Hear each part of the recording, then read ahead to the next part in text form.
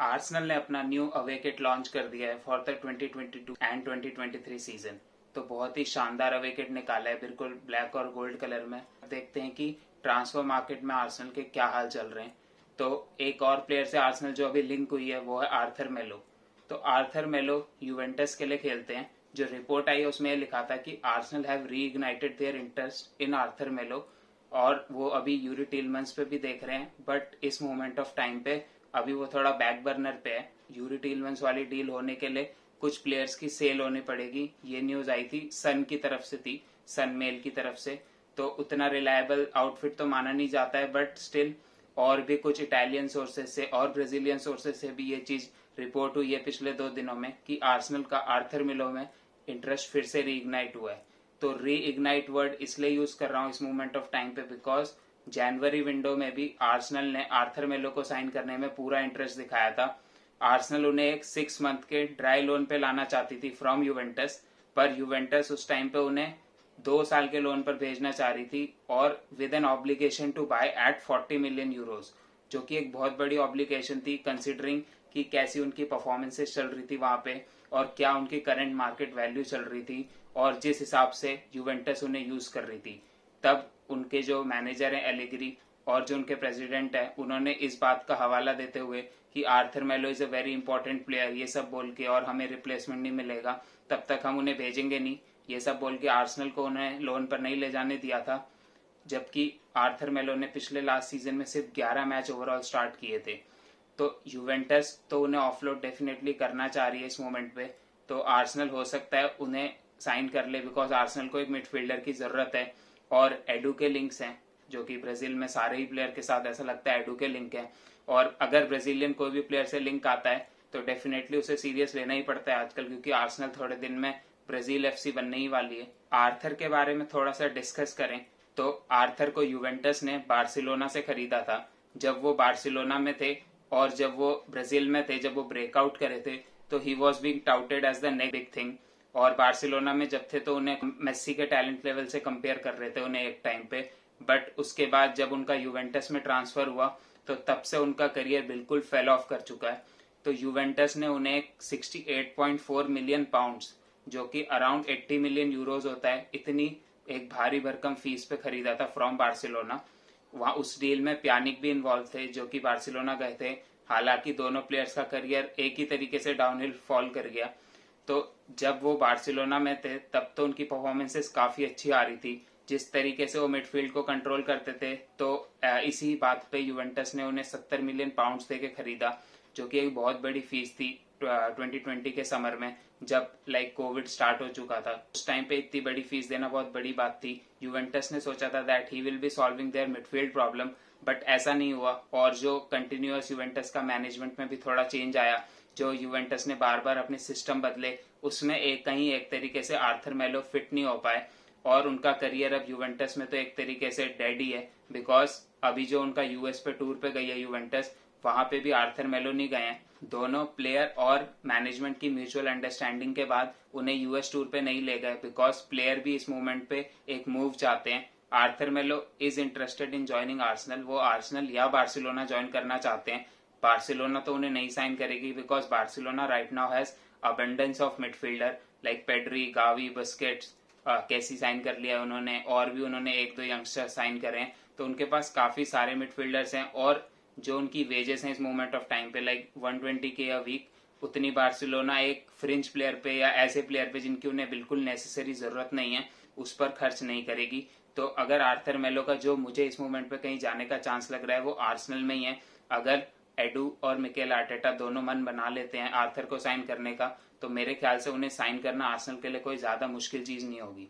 Because जो उनकी अभी मार्केट वैल्यू बताई जा रही है वो 16 से 20 मिलियन के आसपास बताई जा रही है, जो ऐसी फीस है जो आर्सेनल आराम से खर्च कर। तो 25 साल के बिल्कुल अपने प्राइम में एक राइट फुटर है, तो वो एक तरीके से फील्ड में एज ए नंबर 8 भी खेल सकते हैं और नंबर 6 भी खेल सकते हैं। तो एक अच्छा एडिशन हो सकते हैं बिकॉज आर्सेनल को ऐसा प्लेयर चाहिए जो नंबर 6 में भी फिल इन कर सके, बिकॉज पार्टे काफी इंजर्ड होते हैं जैसा हमने देखते आ रहे हैं, और एलेनी जब भी फिल इन करते हैं तो हमें क्वालिटी में ड्रॉप ऑफ दिखता है। तो आर्थर मेलो क्या लाते हैं एक टीम में, तो जितना भी मैंने उनके रिगार्डिंग स्काउटिंग रिपोर्ट्स पढ़ी हैं, जो भी उनके कंपाइलेशन और जो भी एक आधी मैच देखे हैं, उसमें से यही पता चलता है कि वो बहुत अच्छे बॉल कैरियर हैं। He is very good at keeping the ball with him.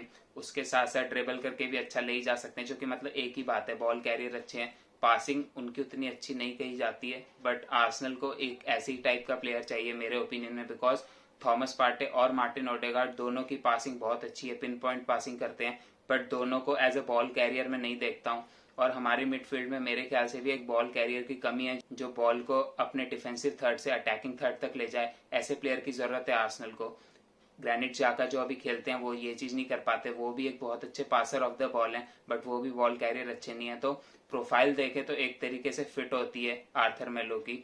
अगर आप उनके पोजेशन और पासिंग के स्टैट्स देखें तो काफी अमेजिंग नंबर्स हैं उनके। जबकि उनके दो पिछले सीजन अच्छे नहीं भी गए हैं, तब भी उनके नंबर्स काफी अमेजिंग है इस चीज में। तो इससे ये चीज तो समझ आती है, अगर आर्सेनल ऐसा मिडफील्डर देख रही है जो कि एक बॉल कैरियर हो, तो आर्थर मेलो उस प्रोफाइल में तो बिल्कुल सूट करते हैं। तो ये देखने वाली बात रहेगी कि आर्सेनल क्या आर्थर मेलो के लिए जाती है, जो कि एक रिस्की ऑप्शन हो सकते हैं, but low high risk high reward वाली चीज भी हो सकती है। बिकॉज ऐसा हो सकता है कि आर्थर मेलो अभी अच्छे प्लेयर हैं ही, बट वो एक तरीके से यूवेंटस के सिस्टम में फिट नहीं हो पा रहे। या आर्सेनल टीलमंस के लिए जाती है, जो कि एक प्रीमियर लीग प्रूवन प्लेयर है, अराउंड सेम वैल्यू या थोड़े से महंगे आएंगे, बट आपको उनसे गारंटीड क्या मिलने वाला है वो आपको पता रहेगा।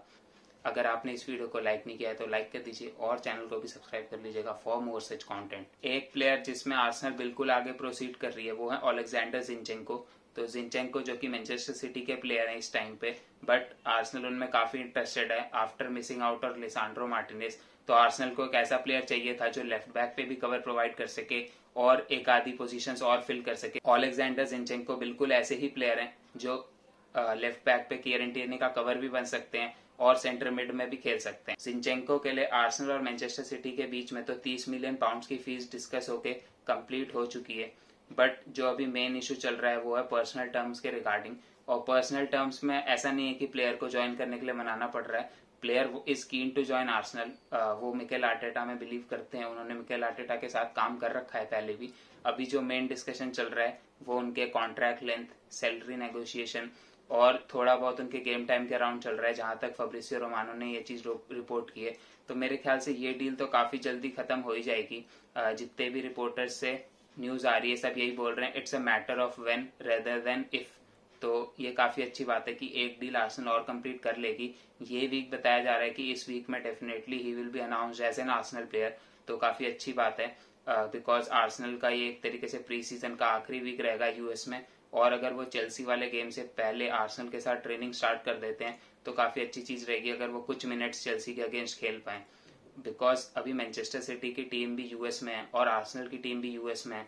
तो एक तरीके से अगर दोनों टीम्स के बीच में टर्म्स अग्री हो जाते हैं और पर्सनल टर्म्स भी अग्री हो जाते हैं, तो वो आर्सेनल को यूएस में ही ज्वाइन कर सकते हैं। बिकॉज दोनों टीम सिर्फ 2.5 घंटे की दूरी पे हैं, उन्हें आर्सेनल को ज्वाइन करना बिल्कुल भी मुश्किल नहीं होगा इन द यूएस। उसके साथ साथ फब्रिसियो रोमानो और भी काफी सारे रिपोर्टर्स ने ये बोला था कि आर्सेनल की इस मोमेंट पे जो प्रायोरिटी है वो एक विंगर है इसके बाद। तो विंगर में अभी तक कोई नाम निकल के नहीं आया। फब्रिसियो रोमानो ने ये चीज कंफर्म करी थी कि एडू अभी काफी स्नीकीली अपना काम कर रहे हैं, वो कहीं भी लीक्स नहीं होने देते हैं। किसी को अभी तक ये पता नहीं है कि आर्सेनल कौन सा विंगर टारगेट कर रही है। तो इसी वजह से रूमर्स अलग अलग बनती आ रही हैं। तो लेरॉय साने की रूमर बन रही थी, जिसका मेरे हिसाब से तो कोई सेंस नहीं बनता है। बिकॉज लेरॉय साने जो कि 26 साल के हैं, बायर्न म्यूनिच जैसी टीम में एक इम्पोर्टेंट फिगर है, वो अभी one of the most important player है उस टीम में।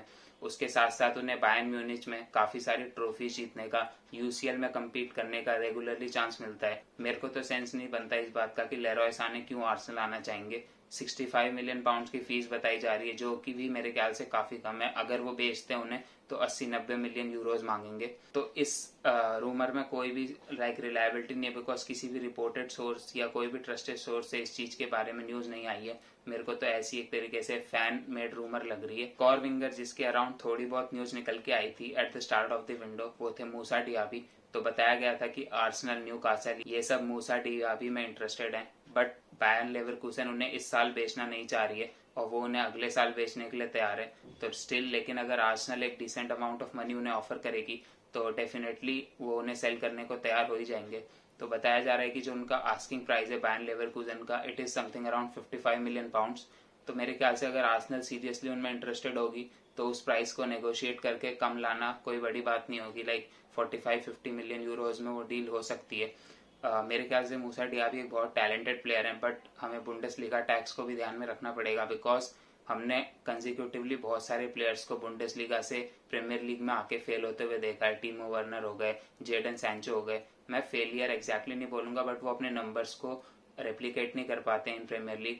और आर्सेनल को ऐसा प्लेयर नहीं चाहिए इस मोमेंट ऑफ टाइम पे जो अपने हाई नंबर्स ऑफ गोल ना निकाल पाए, बिकॉज हमें गोल स्कोरिंग अटैकिंग ऑप्शन चाहिए। कोई हमें क्रिएटिव अटैकिंग ऑप्शन नहीं चाहिए। तो मूसा डियाबी को बड़े ध्यान से ट्रेड करना पड़ेगा उनके अराउंड कि क्या वो सही प्लेयर हैं जो आर्सेनल के सिस्टम में फिट हो सकते हैं या नहीं। उसके साथ साथ एक और ब्राजीलियन जिससे आर्सेनल लिंक हो रही थी पहले, बट अभी पिछले वीक से काफी ठंडे पड़ गए हैं, वो है लूकस पकेटा। तो लूकस पकेटा जो कि लेऑन और ब्राजील नेशनल टीम के लिए खेलते हैं, बताया जा रहा था कि उनके लिए जो लेऑन है वो 65 मिलियन यूरोज चाहती है। लेकिन आज एक रिपोर्ट आई है, आई डोंट नो कि कितनी ट्रस्ट करने वाली रिपोर्ट है, उसमें बताया जा रहा है कि as low as 40 million euros में भी डील हो सकती है। तो मेरे ख्याल से अगर 40 मिलियन यूरोज में डील हो रही है तो आर्सेनल को तो बिल्कुल बाउंस कर जाना चाहिए इस डील पे, because it could be the steel of the summer. अगर 40 मिलियन यूरोज में आप लूकस पकेटा को साइन करते हैं, जो कि 15 गोल एंड असिस्ट निकाल चुके हैं अपने पिछले सीजन में और उससे भी पिछले सीजन में, सेंटर मिड में भी खेल सकते हैं और विंग्स पे भी खेल सकते हैं। तो देखना रहेगा कि आर्सेनल लूकस पकेटा के लिए जाती है या नहीं जाती है। आज की वीडियो में इतना ही, मिलता हूँ अगली वीडियो में, तब तक के लिए take care and good bye.